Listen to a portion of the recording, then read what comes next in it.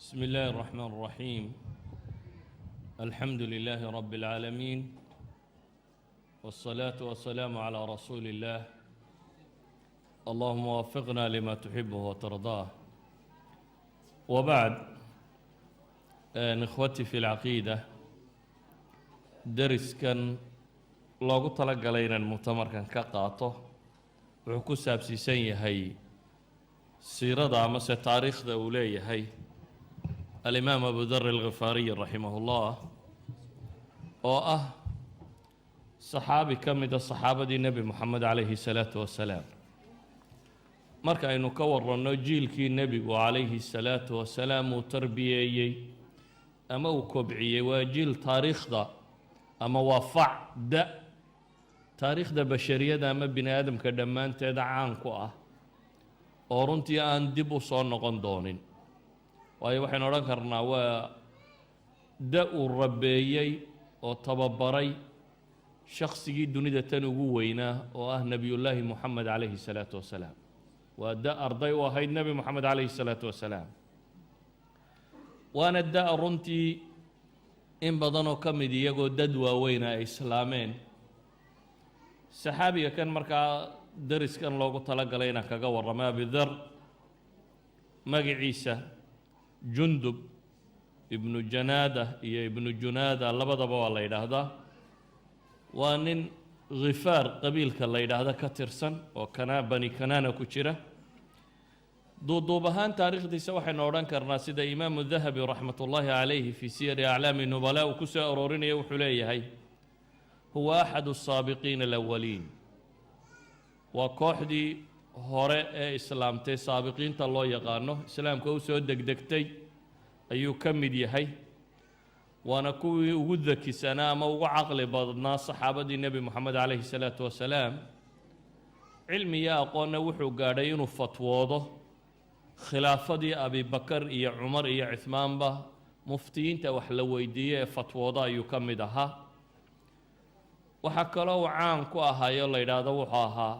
wa kaana ra'san fi الzuhdi wالصidqi wاlcilmi biاlcamal. wuxuu ahaa mid madax ku ah xagga dhowrsanaanta iyo zuhdiga, waraca dunida iyo waxa yaalla uu ka fogaado oo aakhiro qof u go-ay ah, runsheega iyo inuu ku camal falo cilmiga uu dhaqangeliyo. wuxuu ku sifaynayaa inuu ahaa qawaalan bilxaq laa ta'khudhu fi llaahi lowmatu laa'im calaa xiddatin fiih. waxaa buu leeyahay mid xaqa si dhaba ugu dhawaaqa, aan cidna ka cabsan ama ka haybaysan masalada xaq ee uu rumaysan yahay, iyadoo weliba adeegna uu la jira buu leeyahay. xidda buu lahaa, xooga kulayla ayuu lahaa saxaabiga kani. markaynu saxaabiga kan si dulmara uu tilmaamno, waxaynu u qaybin doonnaa taariikhdiisa aynu ka warramayno dhowr qaybood, inagoo risaala uu qoray imaamu ibnu baadiis min a'immati aljazaa'ir soo qaadanayna, iyo rasaa'il culamo kaleba qoreen.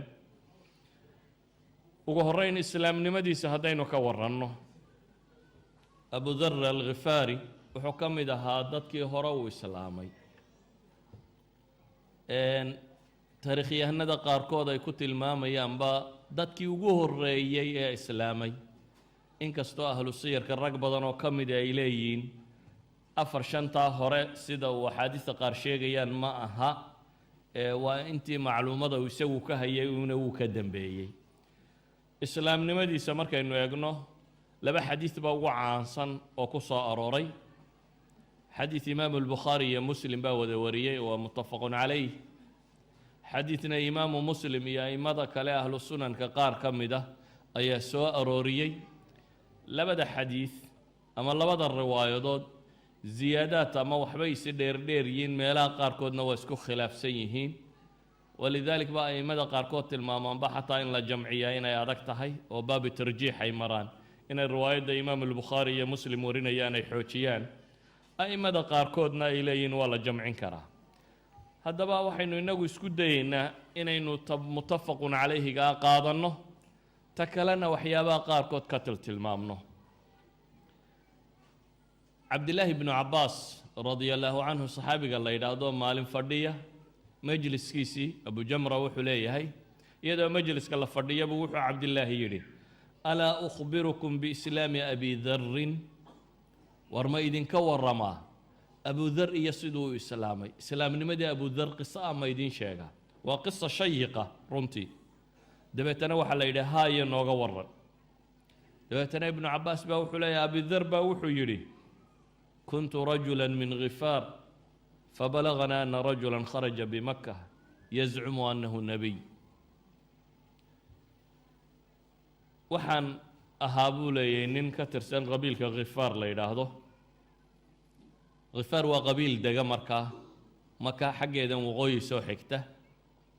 وحيد دقا وضضا شامية مكة ودحيسة وقبيل كعانة هانشري إن حول الدعا يقطع طريق نمضة إن ضدكي قبل الاستلام أما النبي عليه الصلاة والسلام انت أنا إلهي صادرين ويسو حج تجي تشيرين ضدكو ووحيابي حج وكهاري دين النبي إبراهيم كتجي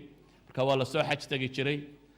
غفار ضدك بابا أردعه أما بعدك قاضي بيكون عن هاي إن رير مكة أما قريشنا قوليها يسكم سلح تشيرين وددو ده رحلة الشتاء والصيف كومري تشريبي كميدا هاي أبي ذر أصليا وحكم ده هبالة حنفدي حنفد وضدكي حنيفين تاها قبل نبي محمد عليه الصلاة والسلام انت ان دينتي سوسو قارن با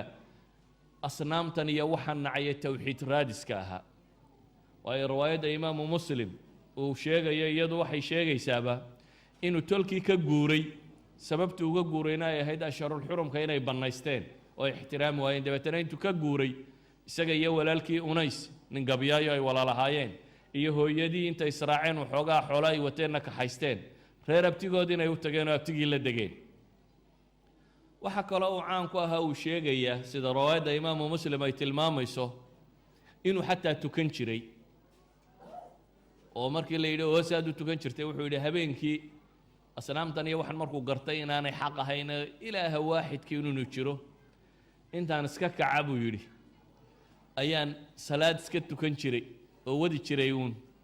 إلى أي مركز دنبي أندالو سيدا خفاقة وكساقة ومرضى يرى له ودوكلا سيدي مرير أن ميلون كردعه وعد عدة كليل كيدو أي كعسو مركز أنكي وحويديني وحكويري وحقادو تشيسن جرتي مركز سلاد تكريسي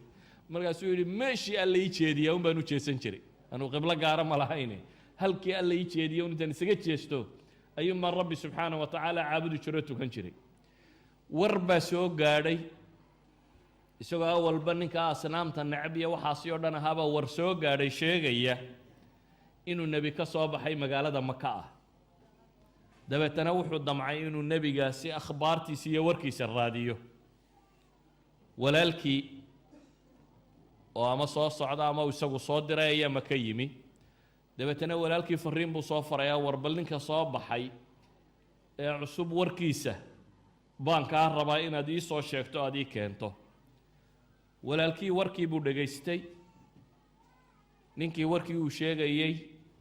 waa nabi maxamed calayhi salaatu wasalaam ninka la sheegaya warkii laga sheegay wixii buu soo dhageeyay wuu soo noqday ii waran buu ku yidhi marka wuxuu yidhi ku warramay ee waxaan soo arkay nin akhlaaqda fiican dadka ugu yeedhaya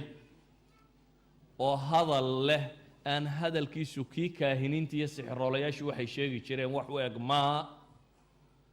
dee gabaygana isagaaba gabaya ahaa Unays oo ay walaalayiin Abi Dhar gabayaabuu ahaa gabayna waan ku eegay gabayadii la tirin jirayoo warkuu sheegayaana war gabay u eg maaha riwaayadka qaarkood waxay sheegayaan inuu yidhi ninkuu eeg baan soo arkay ahlu xaq way shabahan dee Abi Dhar sanam iyo waxa la caabudo oo dhan uu iskaga tago rabbigii uu caabudayay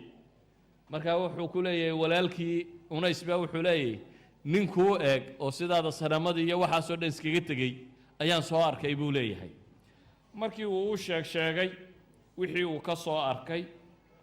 Abi Dhar walaalkii wuxuu ugu warramay Abi Dhar kuma qancin wuxuu ugu jawaabay ma shafaytani imaad qancinin buu leeyahay wixii laabtayda gubayay si fiican igumaad warramin ee waxaan u baahnahay buu leeyahay inaan anna tago ee bal reeraha ku sii filow anna waa tegayaaye abidar qarbadkiisa yaree biyaha iyo ushiisa iyo sahaydiisa yarayd buu iska soo qaatay uu soo baxay wuxuu yimi magaaladii maka ahayd magaaladii maka markuu yimi cid wax ma weydiinin waayo wuxuu ka baqay ayuu leeyahay ibnu xajar markuu sharxayo su-aashaasi in cidda uu weydiinayaa nebigiiba ay u tilmaami weydo ay ambiyaan ama ay run u sheegi waayaan ama isagaba quraysh dhibi ka soo gaadho ama wax kastoo dhici kara buu ka cabsaday saxiixu muslimka isaga riwaayadda ku taalla waxay tilmaamaysaa fastadcaftu aw fatadaacaftu mid baan tunjaleecsaday buu yidhi waxaan sidhi buu yidhi kaasaa kolle iska liito oo dee iska miskiin aan waxba mala balaaya kaa soo garhayna wax weydii markaan idhi war ninkaa ma garanaysaana asaabi baabuu ku qayliyey buu yidhi waaba lay tubay buu tilmaamaysaa riwaayadda saxiixu muslimku calaa kullin abidar wuxuu yimi maka waa raaraadiciyey nebigii inuu helo mase helinin ma garannin meeshiisii buu isaga hoyday caliy bnu abi aalib baa u yimi isagoo masaajidkiisa fadhiya dabeetana wuxuu ku yidhi war ninka kan ama ana lirajul wuxuu arkay inuu ninkani dee qariib yahay dabeetana wuxuu ku yidhi warina keen ninka kan kaana rajula gariibun buu ku yidhi waxaan u malaynayaa inaad nin gariiba tahay markaasuu yidhi haa dabeetana wuxuu yidhi faاnطaliq ilay aniga iraac oo manzilka guriga anigu aan ku diyaafo geeya yacni nin qariiba oo masaajidka iska fadhiyo arkay caliy bn abi aalib dabeetana wuxuu yidhi war aan ku martigeliyeyna keen wuu raacay abidar wuxuu leeyahay cali wax dambe isna ima weydiinin anna waxba uma sheegin habeenkii baa la marti sooray waagii baa bariyey waa ka yimi masaajidkiisii buu iska yimi fiidkii dambe goor dambe habeenkii dambe unbuu soo maray cali meeshii haddana mise ninkiiba wuu fadhiyaa meeshii dabeetana wuxuu ku yidhi ama ana lirajuli an yaclama manzilah war ninku weli miyaanu gurigiisii garannin dabeetana wuxuu yidhi balina keen habeenkii labaadna wuu kaxeeyey wuu marti sooray habeenkii labaadna martisoorkaas buu leeyahay isna waxima weydiinin anna waxba uma sheegin cunadiisii buu iska cunay dabeetana wuu ka yimi habeen saddexaadkii ayuu soo maray caliy bn abi aalib meeshii dabeetana wuxuu arkay ninkii oo fadhiya haddana harbalina keen buu yidhi wuu soo kaxeeyey ninkan qariibkii masaajidkuu iska joogaan waxbana cidna weydiinaynin habeenkii saddexaad dee imka laysyaro barayoo laba habeenoo horena waa la wada joogay ayuu cali wuxuu ku yidhi alaa tuxaditanii ma aladii aqdamaka ilaa hada albalad ama maa amruk ama wamaa aqdamaka hadihi albalda riwaayaad kala gedisan war maad ii warrantid maxaa ku keenay waddanka kan maxaad raadcaynaysa maxaa kaa lumay abidar wuxuu yidhi haddii aad ballan ii gasho haddaad ballan ii qaaddo inaad itusayso waxa aan doonayo ayuun baan wax kaaga sheegayaa oo aad weliba warkaygaa ii qarinayso cali wuxuu yidhi ballankaan kula gelaya inaan kuna qariyo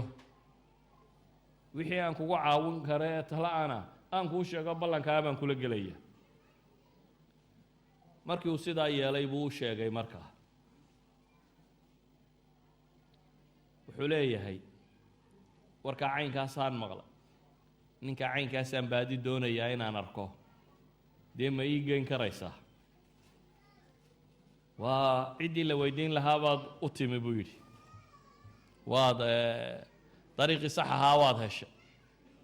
ina keen buu yidhi anigaad i raacaysaa buu yidhi waa ku kaxaynaya haddii wax laga shakiyo aan arko waxaan iska dhigayaa sidii nin biyo qubaya riwaayad kalena waxay leedahay wax laga shakiya haddii aan arko waxaan iska dhigayaa sidii nin kabaha tolanayo ka go'day oo kale oo kabaha hagaajisanaya ibnu xajarna wuxuu leeyahay labada masaleba inuu ku yidhi baa laga yaabaa oo uu yidhaahdo war haddii aan shakiyo waxaan iska dhigayaa ninuun ama kabaha tolanaya ama biyo qubaya haddaad aragtuun anigoo ismashmashquuliyey ha igu soo weecanay dhinac maruun iska socodkaaga wado waxaa meesha ka muuqata inay ahayd wakhti hore oo dadka muslimiinta la dhibayey oo qofku aanu islaamnimadiisa caddaysan karaynin oo nebi maxamed wuxuu u yimaado calayhi salaatu wasalaam mishkiladii ku dhacaysay oo xadka ay gaadhsiisan tahay xataa uu cali rabo abidar inaan la ogaanin inuu ku socdo nebi maxamed calayhi salaatu wasalaam oo markaa uu leeyahay haddii gurigii nebi maxamed oo la yaro ilaalinayo aynu ku soo beeganno oo arrinku uu noqdo inaan shakiyo oo is-idhaahdo waa laydin fahmay farsamadaasaan samsamaynaya ayagay dhinac marun adigu socodkaaga ha joojinin laba ninoo wada socday iyo inaan u muuqanin abidar waa yahay buu yidhi sidii baa la ysku dabagalay cali baa horreeya abidarna waa daba socdaa nebiga calayhi salaatu wasalaam baa gurigiisii la tegey markii loo yimi ayuu nebiga calayhi salaatu wasalaam arrinkiisii u sheegtay dabeetana nebigu waa la hadla markii la wada hadlayna islaamkii buu nebigu u soo bandhigay dee ninkani dhan marka laga eego awalba muwaxid buu iska ahaa nebi maxamed un baanu haynine dee asnaamta la caabudo iyo waxaasi marka horeba ninka tegey buu ahaa diin xaqa nin baadidoonkeeda buu ahaa ninkaa u soo lugeeyey reerahoodii uga yimi in nebi soo baxay ee nebi raadiskaa buu ahaa dabeetana markuu nebigu calayhi salaatu wasalaam xaqa u soo bandhigay si fudud buu markiiba islaamnimadiisii uu u qaatay kadibna nebigu calayhi salaatu wasalaam wuxuu siiyey ra'yi ah irjic ilaa qowmik tolkaa dib ugu noqo oo u waran oo dacwad iyo diinka gaadhsii oo haddii marka ay ku soo gaadho in aan soo baxnay oo aanu cadowga iyaga ka xoogaysanay markaasi ii kaalay yacni nebigu calayhi salaatu wasalaam khitadkiisa dacweed waxaa ka mid ahaa dadka muslimiinta ee aan quraysh ka dhalanin ee intay yimaadaan islaama ee markaasi uga cabsi qabo in la laayo ama la dilo ama la dhibo inuu lahaa islaamnimadiinna qaatoo qarsada oo ku noqda meelihiinnii oo markaa maqashaanun inaan guulaystay markaa ii kaalaya abidar markaa nebigu wuxuu leeya calayhi salaatu wasalaam iska noqo tolkaa ku noqo diinta iyo dacwadda u sheeg marka aada maqasho inaan guulaystay ii kaalay riwaayaadka qaarkood baa waxay tilmaamayaan inuu u sheegay in dhul timir leh uu u hijroon doono markaas inuu yimaado abidar wuxuu ballan qaaday markaasi waa noqonayaa buu yidhi laakiin quraysh ka tegi maaye buu yidhi anigoon dhegteeda tawxiidka maqashinin dabeetana waa iska soo baxay nebi maxamed wuxuu ku yidhi calayhi salaatu wasalaam iska tagoo reerkiinnii qabo abidar nin wuxuu rumaysan yahay qarsan karaba ma aha waa nin wuxuu rumaysan yahay banka ay ka yaalleen saadiqu lahja ah wuu soo baxay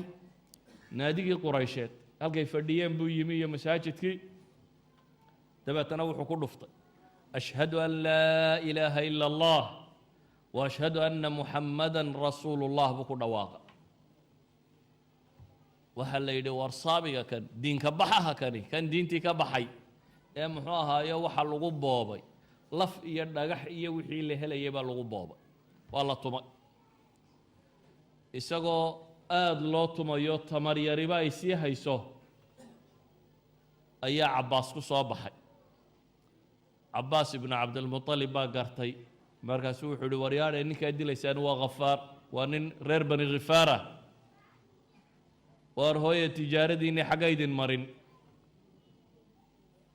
nimanka gaaleed inta badan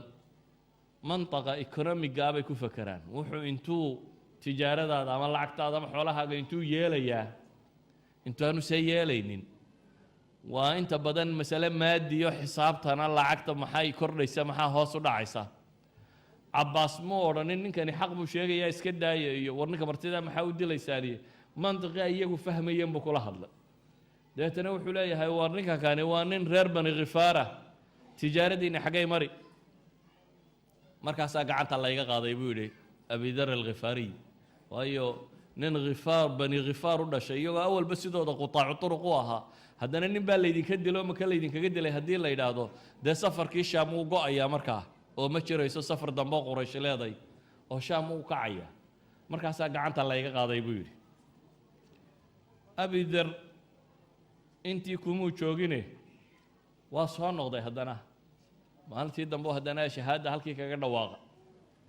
waa lagu boobay haddana nabarka ilaahay haddana cabbaaskii buu u bixiyo ku soo baxay warkii war u eeg buu haddana sheego wuxuu uhi war ninkana isku garaacaysaan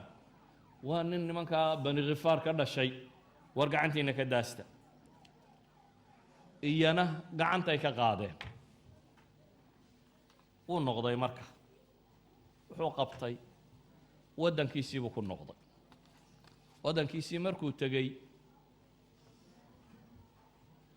walaalkii ayuu u sharxay diintii walaalkii warran buu yidhi wuxuu uhi waan islaam nebigiina waan la kulmay waa kaasi arrinku dee hadda waxaan kaa rabaa inaad diinta soo gasho walaalkiina waa islaama hooyadii buu u tegey hooyadiina diintii buu u sharxay hooyadiina waa islaamta tolkii nimankii khifaariyiinta ahaa ayuu la hadla iyana islaamnimadu u sharxay tolkii laba qaybood bay noqdeen qola way islaamta qolana waxay idhaahdeen mar hadduu nebigu ku yidhi waan soo baxayaa markaad xoogaysta ii kaalay dee markuu xoogaystaa baanu islaamaynaa bay idhahdeen intaa u nugu sin nus iyagu markiiba way islaameenoo way raaceen nuskii kalena waxay idhaahdeen aanu kula eegno markuu soo baxee xoogaysto markaasaanu anana raacaynaa sidii buu abidar islaamnimada ku soo galay isaga iyo walaalkii iyo hooyadii iyo tolkii nus ka midi nuskii kalena markii uu nebigu calayhi salaatu wasalaam soo hijrooday ayay iyana islaameen iyo weliba qabiil kaloo ilmaadeer ahaayeenoo aslam la yidhaahdo iyana waxay dhahdeen mar haddii ilmaadeerayada islaameen waxay ku go-aan baanu ku go-onay annana waa qaadanay diinta labadii qabiilba way soo islaameen markaasi abidar keligii baa ilaahay gacantiisa wuxuu ku soo islaamiyey laba qabiiloo carbeed oo midna khifaar la yidhaahdo midna aslam la yidhaahdo khifaarun gafara allaahu laha waatuu nebi moxamed lah calayhi salaatu wasalaam reer khifaar ilaahay dembigooda ha dhaafo wa aslam saalamaha allah waatuu nebigu ku ducaynaya calayhi salaatu wasalaam qisadatan cumuuman markaynu eegno intayna nolosha intii kale abidar noloshiisa kale u gelin waxay culammadu fawaa'id ka tilmaamaan wax dhowr iyo 20 mas'alo gaadhaya haddaynu si kooban in yar uga dul marro abidar qisadiisa uu imaamu muslim aroorinayo waxa ku soo arooray markay tolkii ashharulxurumka istixlaal ku sameeyeen ashharulxurumku waa bilay mamnuuc tahay in la dagaalamo shareecada islaamiga ah laakiin carabtii jaahiliyaddu markay doonaan inta iska bannaystaan bay odhan jireen bishan reer hebel inaynu isgallaabaynu u baahannahay ta dambaynu xaaraantinimaynoo xurmada ta dambaynu u rariye bisha tan aan bannaysanna bay odhan jireenoo dagaalka gallo dabeetana noocaasay ku wadeen dabeetana meeshana ashharulxurumka lagu xalaalaystay ka guur buu yidhi oo wuu iskaga hijroodayba oo isaga iyo walaalkii unays iyo hooyadiiba markii hore waa kuwii ka tegey waxay masaladaasi ku tusaysaa bay leeyihiin dadka xaqa raadcaynaya meesha xumuhu ku badan yahay inay ka hijroodaan oo iskaga tagaan waxaa kaloo qisadiisa ay u daliishadaan in qofku markuu wax baxsinaya arrimihiisa inuu qarsoodiga ku dayo oo isagoo maka joogay anaanu cid badan wax weydiinaynin ee uu arrintiisa keligii rabay inuu ka gungaadho baxsiyo calina inaanu u sheeganin ilaa iyo uu ballan ka qaaday inuu arrimihiisa u qarinayo mooyaane waxaa kaloo qisadatan ay tilmaamaysaa bay yidhaahdaan qofka xaqa raadinaya in ilaahay subxaana wa tacaala waafajiyo isagoo aan nebi maxamedba soo gaadhin baa la waafajiyey bal horta inuu ilaahay isaga cibaadaysto salaada tukado aw salaada tukanayay waxaa qisada kale tilmaamaysaayoo kale qofku hadduu waaqaca uu la nool yahay khalfiya u leeyahay hadduu yaqaano dhaqanka iyo ummaddan uu la nool iyo haqaafadooda iyo aqoontoodu inay wax u kordhinayso waxyaabaha qaarkood walaalkii markuu ninka soo dhegaystay wuxuu sheegay inuu gabyaa yahay waxaanuu sheegaya inaanay gabayga la miisaan ahayn gabayga inaanu la mid ahayn wuxuu nebi maxamed sheegaya calayhi salaatu wasalaam waxaa kaloo qisada tan ay u daliishadaan in la isla taliyaa inay fiican tahay unays markuu walaalkii la soo talinayay abidar wuxuu ku yidhi waa reer maki nebi maxamed calayhi salaatu wasalaam yacnii way u cadhoodeen oo waa fogeeyeene is-ilaali kun calaa xidrin min ahli maka buu ku yidhi waxay kaloo qisada tani daliilu tahay bay idhaahdeen arrimaha waaweyn qofka muslimka ahi inuu u baahan yahay wardhagood qura inuu ku filaado inaanay hayna inuu isagu laysa alkhabaru kalmucaayana inuu wax soo hubiyo walaalkiibaa u warramay warkii walaalkooyo qura kumuu kalsoonaanine wuxuu safarka u xidhxidhay inuu isagu xaqiiqada raadiyo oo uu soo arko waxyaabaha qisada tan ay u daliishadaan waxaa ka mid a qofka xaqa raadinaya ilaahay subxaana wa tacaala wuu u gargaaraa oo riwaayadda imaamu muslim waxa ay sheegaysaa inuu abedar uu 30 habeen iyo maalmood uu joogay maka oo wax kaloo uu cuno aanu haysanin ilaa iyo inuu biyaha zamzamka cabo mooyaane oo iyagoo qura ku noolaa ilaa uu leeyahay takasarat cukanu batni buu leeyahay duuduubka calooshaydu ayaa tiro batay waa burburtay buu leeyahay calooshii yacni qofku markuu naaxo calooshu way laalaabantaa cukanka waxaa la yidhaahdaa waa caloosha laalaabkeeda wuxuu leeyahay saan u cabayey baan ku naaxay oo calooshu laalaabatay karaamadaa ilaahay wuxuu ku siiyey subxaana wa tacaala xaqii uu raadinayey isagoo busaaradsan in ilaahay biyaha zamsamka uga dhigo wax fiican abidar qisadiisa tan yacnii masaa'il aada u tiro badan oo 20 ku dhowaada ama 20 ka badan bay culammadu ka tilmaamaan laakiin wakhtigoo iska yar daraaddeed waxaan isku dayayaa bal qisada intii aan sii dul mari karo inaan dul maro abidar khandaq dagaalkii khandaqu markuu dhacay wakhtigaas ayuu madiine yimi intii ka horreysay yacnii ghaswadii beder iyo uxud iyo kuwaasi muu imanin waxay ahayd wakhtigii muslimiinta iyaga la weerarayay khandaqa dee kadib buu nebigu wuxuu yidhi calayhi salaatu wasalaam al'aana hadda laga bilaabo annagunbaa weerari doonona soo weerari maayaan wakhtigaasi kadib baa reerkoodu yimi muddo yar buu nebiga la joogay calayhi salaatu wasalaam laakiin muddadaa dambe uu nebiga la joogay wuxuu ahaa qof dadaal badan oo ay culammadu yidhaahdaan ahlu sufa kuwii masaajidka seexan jiray buu ku biiray oo guri kaleba muu samaysanin masaajidku deganaa oo nebiga calayhi salaatu wasalaam buu u khidmayn jiray oo wuxuu ahaa arday dhab ah oo nebi moxamed calayhi salaatu wasalaam si dhaba ula noolaaday waxaa lagu tilmaamaa abidar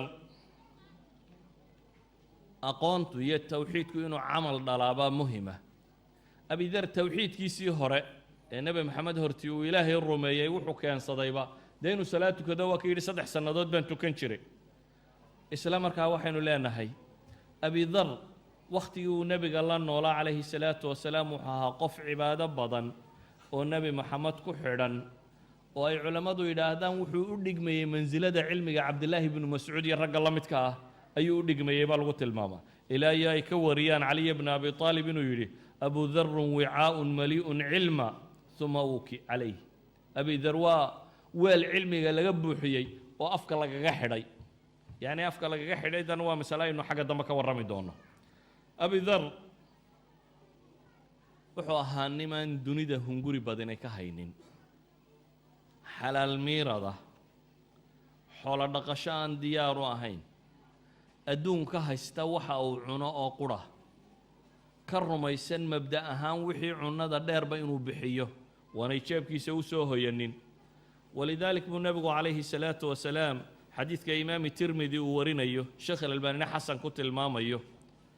waxa uu nebigu ku sifaynayaa inuu yahay shibhu ciisa bnu maryam mid u eg ciise ina maryamo ahaa siduu adduunka uga zaahiday inuu abidarrina xagga zuhdiga uu kala mid yahay waana ka nebigu calayhi salaatu wasalaam xadiidka isna imaamu tirmidi warinaya sheekh alalbaanina saxiixa ku tilmaamaya ibnu maajana waa warinaya iyo kayrkoodbe wuxuu nebigu leeyahay maa adallat alkhadraa'u walaa aqallat alghabraa'u min dii lahjatin asdaqa min abi darrin riwaayaadka qaarkoodna waxay leeyihiin asdaqa walaa awfaa min abi darrin riwaayaadka qaarkoodna waxay ku darayaan shibhu ciisa bni maryam nebigu calayhi salaatu wasalaam wuxuu leeyahy samadu may hadhaynin dhulla korkiisa ma sido ku afkiisa ama carabkiisu uu ka run sheeg badan yahay oo ka oofin badan abidar buu nebigu leeyahy calayhi salaatu wasalaam cid ka run sheeg badan samana ma hadhaynin dhulna ma sido waxaa caan ahayd saxaabada nebiga calayhi salaatu wasalaam dee bini aadan bay hayeen kala gedisan oo qofba miise gaara uu leeyahay wuxuu nebigu ku ammaano gaara waxyaabaha abidar nebigu ku ammaanay calayhi salaatu wasalaam markaa waxaa ka mid ah inuu ahaa qof saraaxo badan run badan tawriye iyo hadalka warwareegga aan ka aqoonin cidna aan ka haybaysan bay yidhaahdaan muranku ama arrinku hadduu khaliifo ay isku qabtaan iyo cid kala toona warkiisu uu toos un yahay si qura wax u sheega warkana runta ka yaqaan buu habaa lagu tilmaamaa waxay culammadu sheegaan marka ay ka warramayaan abidar iyo qaabkii nebigu uu u tarbiyeeyey calayhi salaatu wasalaam saxaabintii waaweynaa ka mida buu ahaa weliba min asaabiqiin dadkii intii maka la isku dhibayay islaamay ayuu ka mid ahaa raggaa saabiqiinta ee la yaqaanaa waqtu ridda waa dadkii aan ridoobin waa dadkii ilaahay gomadooda islaamnimada uu ku sugay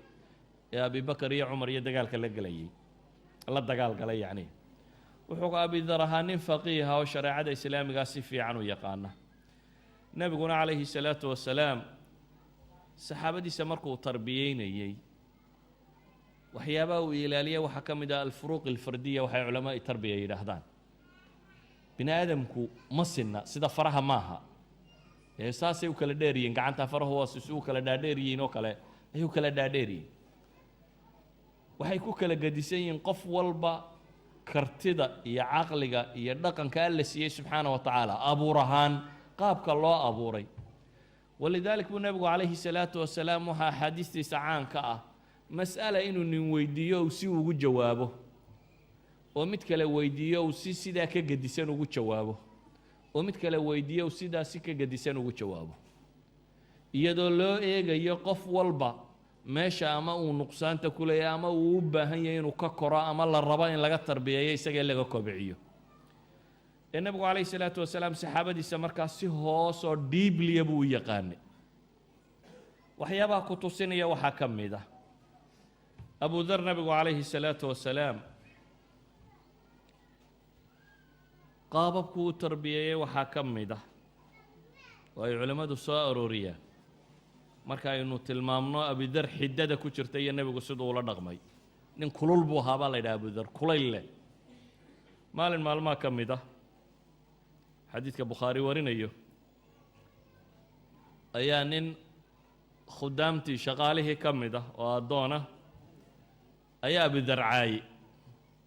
abidar baa wuxuu yidhi kii hooyada madoobay dhashayo wuu ku yidhi dabeetana nebigu calayhi salaatu wasalaam yabna sawdaa buu ku yidhi nebiguna calayhi salaatu wasalaam wuxuu ku yidhi yaa abaadar acayartahu biummih war ninka ma hooyadii baad ku cayday buu nebigu yidhi calayhi salaatu wasalaam innaka mra'un fiika jaahiliya buu nebigu ku yidhi nin baad weli tahay jaahiliyadii wax kaga hadheen jaahiliyadani maxay dhaqan u lahayd waxay dhaqan u lahayd aabba isugu faan haddaanu annagu reer hebel nahay ama nimanka ilmo hebel la yidhaha faan aabbayaal iyo awowyaal tagoo xabaalaa ku jira in lasoo qufoo la ysugu faano dabeetana nebigu calayhi salaatu wasalaam abidar markii eraygaasi ka soo baxsaday wuxuu ku yidhi ma ninka kan ma hooyadii baad ku caayaysaa innaka mra'un fiika jaahiliya dabeetana nebigu calayhi salaatu wasalaam wuxuu ku yidhi ikhwaanukum khawalukum jacalahum allahu taxta aydiikum faman kaana akhuuhu taxta yadih falyuطcimhu mima yaأkul waliyulbisu mima yalbas ولا تكلفوهم ما يغلبهم فإن كلفتموهم فاعينوهم نبي عليه الصلاة والسلام حديثك كم بكلة لي أبي ذر النبي يقول عليه الصلاة والسلام وروا ولا الذين وشقال يدين نقضي إلهي سبحانه وتعالى قعنتي نسوق لي إنك ولا الكيل لتشوقي قعنتي سوق ليو وروحا أدعونا سوح لمدا وحكا عنسيه waxaad huwantay wax la midana huwi waxaanay qaban karinna ha u dirina haddaa shaqada u dirteen ay ku adag tahayna war la qabta buu nebigu ku yidhi calayhi salaatu wasalaam xadiidkan goormuu abu hurayra sheegay goormuu abidar dadka u sheegay abidar ayaa waxaa soo maray nin la yidhaha almacruur wakhtigii uu rabada meesha la yidhaahdo meeshuu ku dhiman doono markuu joogay abidar ayaa waxaa soo maray ninka kan dabeetana wuxuu soo maray abidar oo xulla sita isku joog xulladu yacni waa maro hoose iyo maro saro isku jooga abidar oo isku joog xidhan oo wiilkii shaqaalehee la joogayna isku jooggiisa la mida uu xidhan yahay dee sida caadadee dadka la yaqaana inta badan waxa weeyaan ninku maryuhu xidhan yahay isagu ku xaragoonayo kuwa nafsu shaya inta badan inaanu u iibin shaqaalihiisa bay u badantay shaqaalihiisuna dhar kale uno nooc kale inay qaataan laakiin laba qof oo dirays isu eg ama isku mida qaata inta badan caadada dadku may ahayn abu hurayra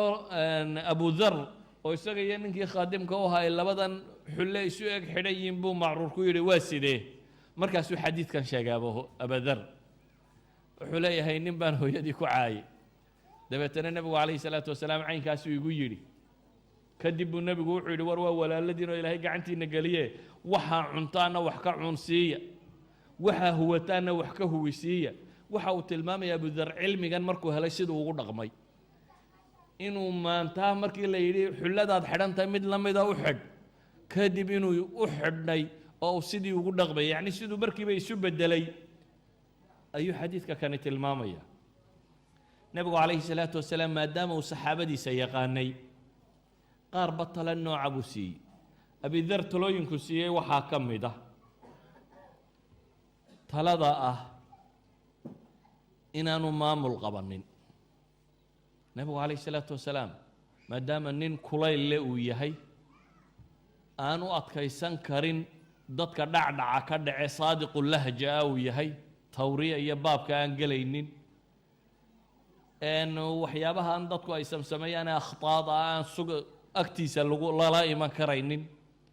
wuxuu nebigu ku yidhi calayhi salaatu wasalaam abidarow yaa abadar innaka daciif ay daciif can mukhaaladati الnaas bay shuraaxda qaar yidhaahdaan war abidarow adigu daciif baa tahay baa la yidhi dadka la dhaqankooda iyo dhexgalkooda iyo mushkiladda tan iyo maamulka rabshadiisa daciif baad adigu ka tahay wainaha amaana wainaha yowma alqiyaamati khizyun wanadaama markuu nebigu ku yidhi shaqo geli buu yidhi ilaahay rasuulkiisa iyo shaqooyinkana dadka u dirayso anna shaqada wax iga dir deetana nebigu wuxuu ku yidhi calayhi salaatu wasalaam abidarow adigu daciif baa tahay maamulkuna waa ammaano ammaanaduna maalinta qiyaame waa khizyi waa dullinnimo iyo murugo qof xaqeeda ku qaaday oo wixii ay u baahnayd gutay mooyaane isku qaadin buu nebigu leeyahy calayhi salaatu wasalaam ugu horrayn maamul in la qabtaa maqnam maahe waa mas-uuliya yacni maamul inaad qabataa ma aha guul dheeraada iyo sharafti iyo ma aha ee waxa weeyaan mas-uuliyad dheeraada iyo ibtilaa' dheeraada imtixaan dheeraada inaad u baxday imtixaankaa dad yar baa ku guulaysta kuwa ku guulaysta waa calaa manaabirin min nuur alimaam alcaadil dee nebigu calayhi salaatu wasalaam wuxuu ka sheegay maalinta qiyaame ee dadku cadceedda taagaya inuu isagu carshu raxmaanka harhsanayo ninka shaqadaa gudan kara laakiin dadka inta badani waxay ku dhacaan kuwa cagsigeeda oo ah kuwanuu nebigu leeyahay khizyun wa nadaama weeyaan abidar markaa nebigu calayhi salaatu wasalaam xadiidka riwaayaadka qaarkood wuxuu ku yidhi waxaan kula jecelahay waxaan naftayda la jecelay buu yidhi yaa abadar inii araaka daciifa wa inii uxibu laka maa uxibu linafsi riwaayadda imaamu muslim warinayo waxaan naftayda la jecelahay baan adigana kula jecelay buu nebigu ku yidhi calayhi salaatu wasalaam ee laa ta'maranna cala اthnayni walaa tawalayanna maala yatiim laba madaxa u noqonin buu nebigu ku yidhi abadar isaga waxaa lagala teliyey ma aha maamul saroo tiro badan iyo maamul masjid iyo waxa ma war laba qof buu nebigu yidhi laba qof madaxa u noqonin waxaa kaloo lagula teliyey agoon xoolaheedna mas-uul ha ka noqonin agoonta xoolaheedu de in la ilaaliyo oo ilaalinta waxaa ka mid ah in loogu baac mushtareeyo loo koriyo aan waxba laga qaadan abudarra sidaynu arki doonno madhabku rumaysnaa bahashaba waa in la bixiyo in lacagtaba meel la dhigdhiga maaha nabigu calayhi salaatu wasalaam saxaabadiisa wuu kala yaqaanay dabeetana abi dar wuxuu kula taliyey inaanu maamul qabanin laba qofna ha noqotee isla markaana inaanu xoolo agoonna mas-uuliyaddeed qaadin casrigan aynu nool lahay dadku wuxuu u haystaa maamulka inay tahay sharaf maahe waa imtixaan imtixaanka haddii ilaahay kaa nabadgeliyo laguma degdego waayo garan maysid inaad guulaysanayso walidaalika maadaama imtixaan tahay ayaa maamulka qaybo badan oo ka mid ah ayaa ilaahay subxaana wa tacaala jihaadka dumarka waa laga reeba jihaadku waajib idinkuma aha baa la yidhi madaxnimadana waa laga reeba ma aha manzilo laga soo reebay waxa weeyaan waa culays laga dulqaaday alxamdu lilahi rabbi alcaalamiin inuu yidhahdo wey qofkii ilaahay culays ka dulqaadaa abi dar madhabkiisa maaligii wuxuu ahaa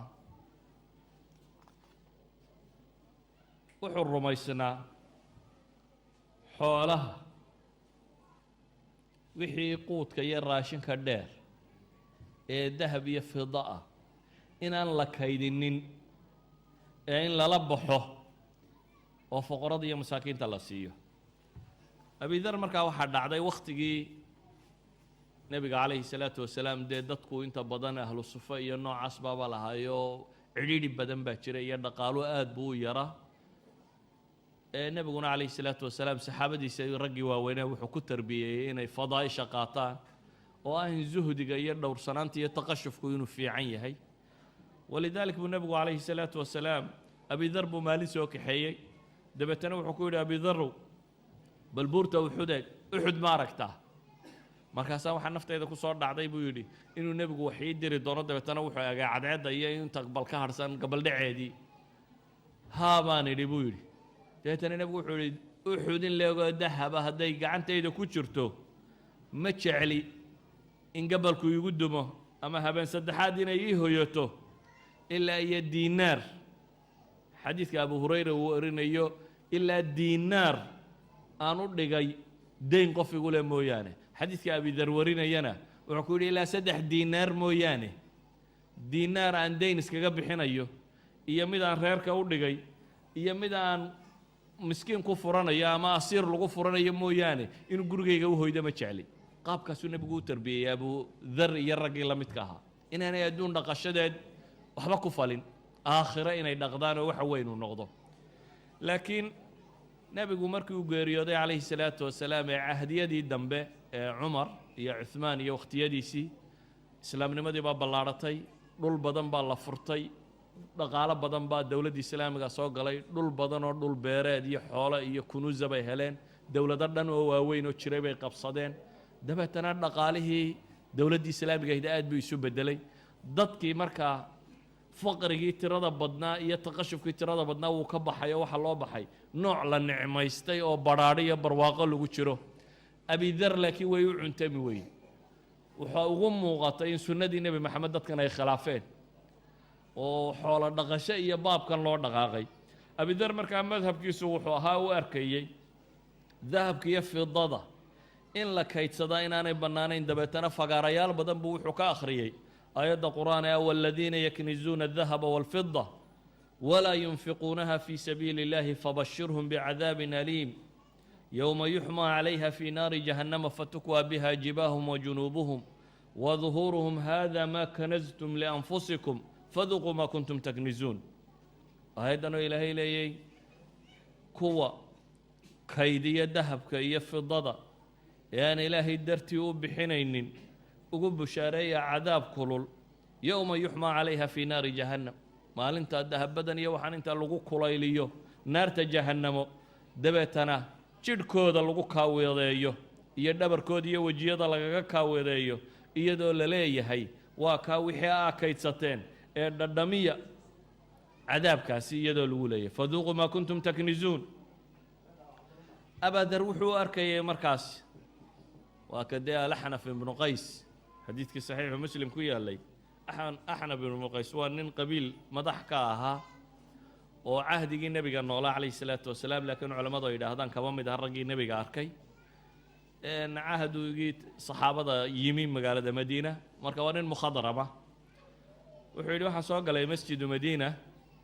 oo quraysh niman ah ay meel fadhiyaan oo ku urursan yihiin dabeetana nin baa soo galay buu yidhi dabeetana intuu isdul taagay ayuu goodiyey buu yidhi uu naar iyo ugu goodinayo dabeetana aayadda qur-aana buu ku akhriyey cidii uma jawaabina waa la wada foorarsaday buu yidhi dabeetana intuu iska dhaafay ayuu halkaa saariya kaabad masaajidka ka mida iska fadhiistay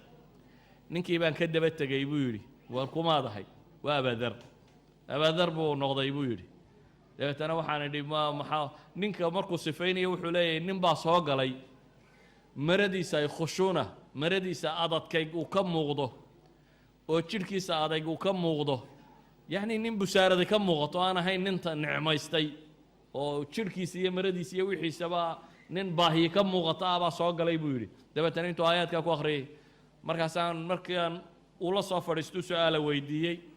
dabeetana wuxuu igu jawaabay buu yidhi nimanka kan adduunkoodana dooni maayo diinna weydiinnaba maayo buu yidhi nebi maxamed siduu igaga tagaan ahaanayaa buu leeyahay abidar masaa'ilkana oo aada ugu adkaaba waxay keensatay wakhtigaa dunidu ay badhaadhaysteen ee barwaaqaysteen saxaabadu ayuu shaam tegey dabeetana isagoo shaam jooga ayuu masaa'ilkan aada u isaareeyey o u kiciyey ra'yigiisiibuu aada u muujiyey dabeetana uu foqoradii ra'yigiisiibaabay la dhaceen kadibna mucaawiya ka soo ashtakooday mucaawiya markaa barasaab ama waaligii gobolkaasiyabaa soo ashtakooday cuhmaan ibnu cafaan buu waraaqu soo diray uu leeyahay abidar dadkii buu kicinayaa mashkilo dhibtaasuu nagu wadaa dabeetana cuhmaan baa waraaqu qoray abidar uu leeyahay iska soo dir abidar baa la soo diray oo magaalada maka yimi magaalada madiina yimi magaalada madiine markii uu yimina abidar cuhmaan baa la niqaashay dabeetana abidar ra'yigiisii buu istaagay oo caddaystay cuhmaan ibnu cafaan wuxuu ku yidhi aniga wixii igu saabsan waa yeelaya yacni inaan anigu taqashuf sameeyo caynkaa laakiin taqashufkanaad rabtaa buu leeyahy waa fadiila dadkao dhan waajib lagagama wada dhigi karo racyadda sidaasi kuma maamulaya buu leeyahy haddii adiga kugu adagtay masalada tani halla actazalt maadba dadka iskaga tegi waa iska tegayaa buu yidhi rabbi dabeetana wuxuu ku yidhi meel fog ha tegin waayo nebigu calayh isalaatu wasalaam saxaabadiisii wuxuu ka nahiyey inay reermiya noqdaan oo dee jamac iyo jamaacada inay ka fogaadaan oo manbada jafa reerminimadii inay dib u gasho dabeetana wuxuu ku yidhi meelaad jamac iyo jamaacada ka soo gaadhi karta tag tuulooyinkan yaryaree madiine ku wareegsan tuulo rabada la yidhaahdo ayuu abidar markaa u baxay oo uu ka baxay magaalada madiina ra'yigan abidar dhan marka laga eego saxaabada waxaynu odhan karnaa saxaabada intoodii badnayd ama kibari saxaaba way khilaafsanaayeen waxay u arkayeen maalka qofka muslimkaa waxaa lagu leeyahay inay zakatay hadduu zakada bixiyo inaanu waladiina yaknizuuna dahaba soo gelaynin waxay kaloo u arkayeen haddii ay masale caami dhacdo oo baahiyo caami ay timaaddo imaamka muslimkii wixii looga baahan yahay xoolaha muslimiinta inuu ka soo qaadi karayo laakiin haddii aanay jirin dhib caam oo loo baahan yahay waxaasi qofka muslimkaa maalkiisu inuu masuun noqdo mid loo ilaaliyo inuu noqdo masalatulkanzina inaanu soo gelaynin abidarse wuxuu arkayay inay masaa'ilkani tahay qaabkii nebi maxamed u noolaa iyo saxaabadiisii weynaa iyo raggii uu soo gaadhay sidii loo noolaa si aan ahayn inay sidani tahay iyo adduunye jacayl dabeetana masalada xoog buu u radiyey waxay culammadu yidhahdaan masaladan waxaa ka muuqanaysa kow siday saxaabadu aaraadooda isu ixtiraamayeen oo xataa dowla alislaamiya abidar laguma qasbin ra'yigan inuu ka tanaasulo taa macnaheedu waxa weeyaan qofka muslimka ah ee kitaabka iyo sunnaha garanaya ee ijtihaadiya mas'ale ijtihaadiya si uu arkaa ra'yigiisa uu ku tago inaan lagu ceebaynin laguna ceebsanin laguna maagin waa halka wakhtigan casriga ah aad muddo dadku inuu ku dadaalayo ama aniga ra'yigayga bikaamiliha aqbal haddii kale ama mubtadac ama kaafir ama wuxuunbaa kuu dhuumanaya haddaad kaayagaa raaci weydo wax kaluunbaad walaaqatay in la tilmaamo saxaabada waxay tilmaamaysaa inay masalada tan xoriyat ra'yiga ah ee bisharti inuu ninku laakiin garanayo kitaab iyo sunne ee ijtihaadiga inay aqbali karayeen iyagoo la odhan karo masalada iyagu dhankooda waxay u arkayeenba nooc min alijmaac inay intoodii ugu badnayd ay xaggan ku tagsanaayeen haddana waxay ixtiraameen inuu ra'yigiisa lahaan karo ilaa iyo ay masaladu markay soo gaadhay in bulshada ay khalkhal ku ridi karto ay leeyihiin cusmaan wuxuu ka codsaday inuu gaar isaga baxo inuu masaladiisa ka tanaasulo cidina ma weydiinin laakiin waxaa laga codsaday uun inuu ka tanaasulo inuu ictizaal inuu dadka sameeyo inuu dadkii mar hadday masalada ku heshin kari waayeen inuu isagu rabbigii caabudo gaar iska tago shiicada iyo dadyaga qaarkood iyo taariikhyahanada qaarkood baa masalada tan si qaldan oo tiro badan leh u soo daliishada laakiin abi dar waxay yidhaahdaan bixuriyatii buu meeshaasi ku qabtay xataa culamada taarikh qaar ka midi waxay soo naqliyaan waqtulfitna ayaa waxaa u yimi qolo reer kuufa oo raba cuhmaan in lagu kacadiyo wixii wada dabeetana wuxuu ku yidhi aniga nebi maxamed siduu igaga tegay baan ahaanaya siduu kaga tegay waa maxay waxaa jira xadiidu imaam alalbaniy fi kitaabi sunna uu ku odhanayo isnaadkiisu waa saxiix wuxuu leeyay nebiga calayhi salaatu wasalaam baa ii yimi anigoo masaajidka jooga dabeetana adinkuu igu dhuftay dabeetana wuxuu igu yidhi waa maxay waxaan ku arkaa inaad masaajidka dhex hurudee markaasaa waxaan idhi buu yidhi ilaahay rasuulkiisiiyo ishaa iga qaalib noqotay yacni waan lulmooday riwaayaad kalena waxaabay sheegayaan oo dee ma guri kalaan leeyahay soo halkan uun ma seexda buu yidhi markii uu sidaas sameeyey ayuu nebigu wuxuu ku yidhi calayhi salaatu wasalaam kayfa tasnac idaa ukhrijta minhu oo haddii lagaa saaro maxaad yeeli doontaa markaasu wuxuu yidhi de xaggaa iyo shaam baan iska qaban doonaa iyadaa ardayga laysku soo xashrinayo caynkaa iyo caynkaasuu sheegay ardu almuqadasa ku taalla markaasuu wuxuu nebigu yidhi oo haddii iyadana lagaa saare maxaad yeeli doontaa markaasuu wuxuu yidhi dee seeftaydaan qaadana waxbaan iska rabi haddii madiinana laga saaro shaamna laga saaro maxaa hadhay seeftaan qaadana waxbaan iska dhicin buu yidhi markaasuu nebigu wuxuu ku yidhi calayhi salaatu wasalaam ma kuu sheegaa wax kaaga toosnaan badan masaladaa ma kuu sheegaa ayuu laba goor igu celiyey buu yidhi khayrun min dalika waaqraba rushda ma kuu sheegaa markaasaan idhi haa tasmac wa tutiic wa tusaaq kayfa saaquuka buu ku yidhi nebigu waad maqli oo waad adeeci oo halkay kuu kaxeeyaan unbaad u raaci doontaa abidarow dagaal ma jira baa la leeyahay saxaabada lama dagaalamaysid sidaa yeel abidar fitankii kama qayb gelin akhiiran abidar wuxuu qabtay rabida wakhtigii waa dhammaadaan u malaynaya mar hadduu sheekhani soo fadhiistaye waxaan ku gebagabaynaynaa abidar keligii isagoo ah oo xaaskiisii la joogo riwaayaadka taarikhda waxay sheegayaan waxoogaa hala ah iyo nin khaadima u shaqeeya inuu ku daray cuhmaan la yidhi halahagana maal khaadimkaasina ha kuu raaco adiguna halkaagaa iskaga cibaadayso meeshaadaa iska joog tuuladiisii yarayd isagoo iska joogaba ay tiisii timi waa geeriyooday halkii baa naftu kaga baxday gabadhii cid la maydha ama la aastay weyday riwaayadka qaarkood waxay sheegayaan inuu ku yidhi waddadaa idhig nebiga ay sheegay calayhi salaatu wasalaam xadiid culammada badh badan ee ay daciifinayaan laakiin riwaayaad ka mida ibnu kathiir uu isagu xasan ku tilmaamayo waa kii ahaa yamshi waxdah wayamuutu waxdah wayubcaثu waxdah xadiidkii tilmaamayey cabdillaahi bnu mascuud iyo koox la socota oo safara oo ciraaq ka yimi oo xagga u sii socda baa soo maray gabadhii waxaa tustay waxay tihi nin baa halkan ku dhintay way u yimaadeen waa kuma waa abaadar baa la yidhi waa markaas buu ibnu mascuud xadiidkan sanadkiisa laga warramayo uu sheegaya calaa kulli xaal ibnu mascuud iyo saxaabadaasaa maydhay aasay abi dar raxmat ullaahi calayh halkaasuu ku geeriyooday sala allahuma calaa nabiyi muxamedi wcala alihi wasaxbi wasalam alxamdu lilahi rabbi alcaalamiin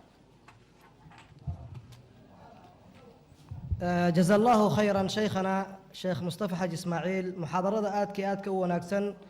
ونوسو جيديي إننا وحالنا الله نقدقو دادك كوانا قاته آخرة دودا يا الدنيا دودنا أيو افتيمسو شيخنا وحالنا هي الله سبحانه تبارك وتعالى ميزان كيسا حسناتك هاوسارو يوم لا ينفع مال ولا بنون إلا من أتى الله بقلب سليم ولا ليال سؤاله فربضان أيانا سو قاري لكن سؤاله وحيوب بدنيهين سؤاله عن وحرير لهين موضوع شيخ وكهد ليي إلا هل سؤال مويانه مكا سؤال شاس أيان كسو ختم الدونا بإذن الله الكريم سؤال شنا وحي لهذا الشيخ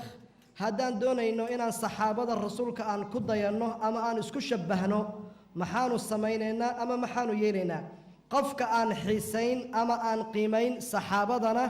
maxaad ugu naseexayn lahayd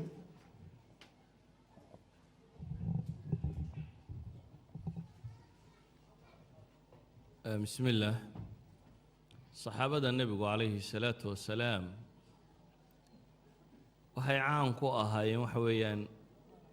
waxyigii samada ka yimi ayaa la weynaa waxaanay u arkayeen waxyigaasi samada ka yimi ee rabbigood uu soo diray inuu noloshooda hagayo waxaa la weynaa markaa alle subxaanahu wa tacaala taladuu bixiyey dadka maanta jooga ama dadyow badan